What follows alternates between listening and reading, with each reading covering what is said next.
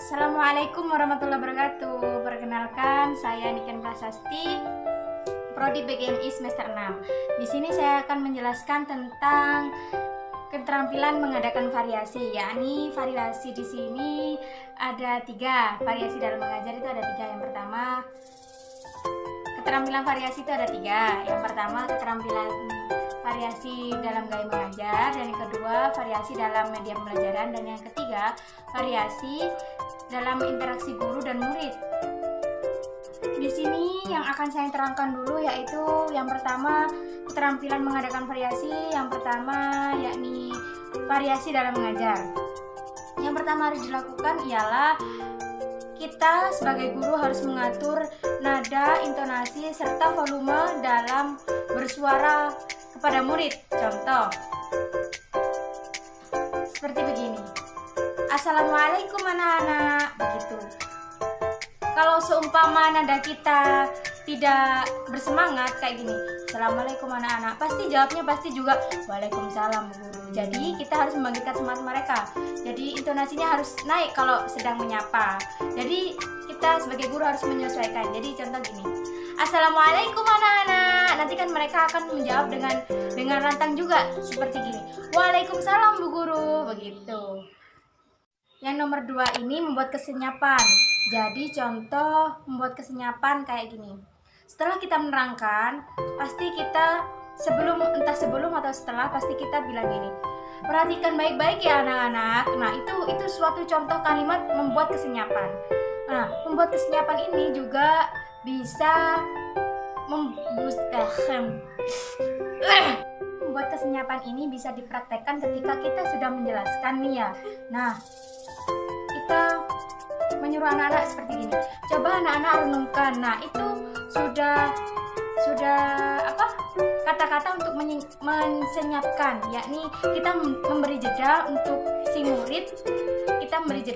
murid. Yakni agar mereka berpikir dari apa yang kita terangkan tadi begitu. Kemudian yang ketiga, memusatkan perhatian. Contoh dengan kata-kata seperti ini. Istidadan bisa begitu. Kalau juga disertai gerakan badan atau mimik juga bisa.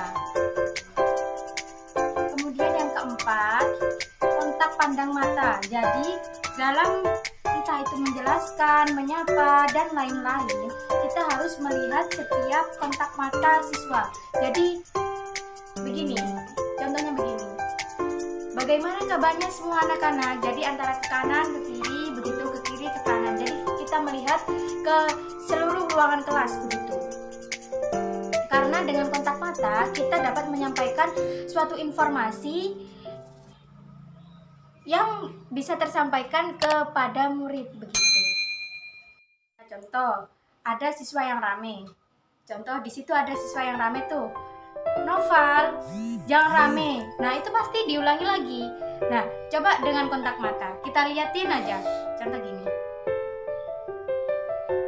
Bu Guru, pasti dia akan malu tersipu. Nah, pasti dia juga akan spontan diam. Tersipu malu. Iki gak ceket deh. Apa itu gak ceket deh.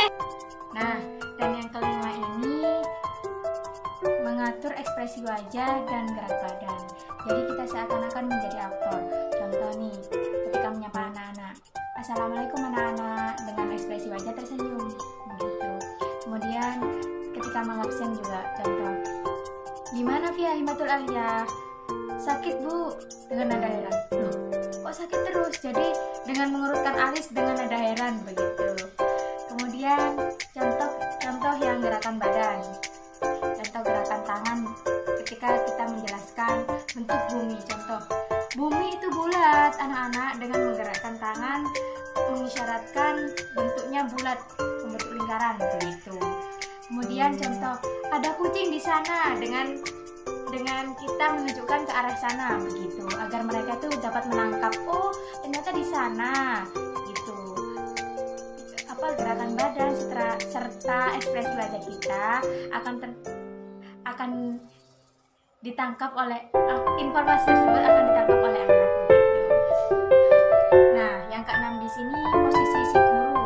Nah, guru kan tidak boleh hanya terpaku di tempat duduknya saja. Jadi kita bisa di depan kelas, bisa ke belakang, bisa ke samping, bisa ke depan begitu.